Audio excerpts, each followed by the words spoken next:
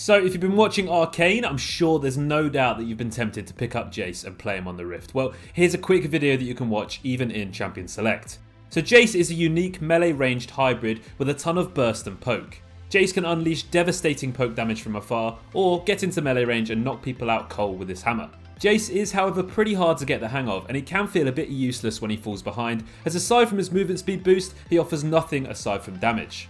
So first up, let's take a look at Jayce's runes. Well, First Strike has been working really well on Jayce so far, as you can use and abuse it pretty easily and frequently. You often have a ranged advantage, and due to the strength of your short and sweet bursty trades, you can really make the most of it.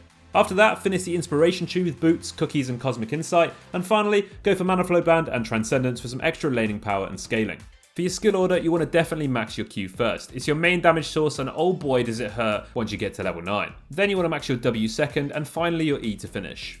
So when it comes to your items, Eclipse is the main mythic item to go for on Jayce. It gives him his preferred stats and lethality and damage, and even grants him movement speed and a shield, which is amazing when combined with Jayce's short burst and trade windows.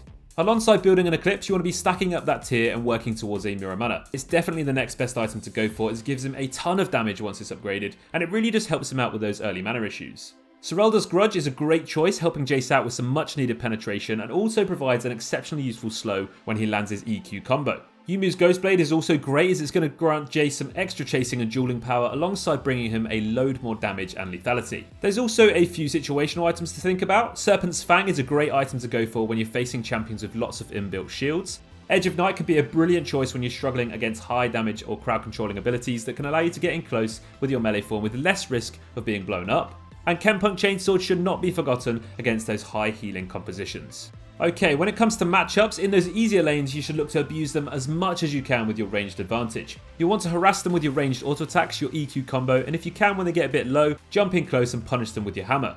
Jayce has an amazing amount of kill potential in lane and snowballs brilliantly, so don't sleep on those easy matchups. Against harder lanes though, you need to play a bit smarter in terms of how you get your lead. If you get behind in these lanes, you may struggle to come back into the game whatsoever.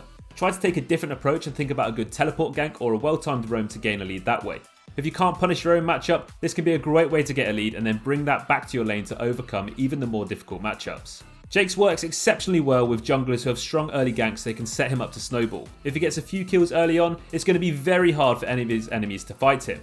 Jayce can easily run away with games and be a real problem. So in the lane phase, as we mentioned earlier, in a lot of matchups you're going to want to abuse the fact that you might have the ranged advantage and harass your opponents down with your autos and EQ. When you see a chance to finish them off, jump in and beat them down for a kill. Jayce's E in his melee form is a great way to disengage too, so if you're having an unfavourable trade, make sure you use it. So whenever you change stances, you gain a small buff. In hammer stance, your first auto attack reduces your opponent's armor and MR, and in cannon form, your first auto deals more damage, so make sure you're trying to auto your lane opponent each time you switch for a more effective trade. If you find yourself low on mana, you have a passive on your melee form W, which replenishes your mana via auto attacking. Factor this in when looking to dominate your lanes and keep your harass in top form.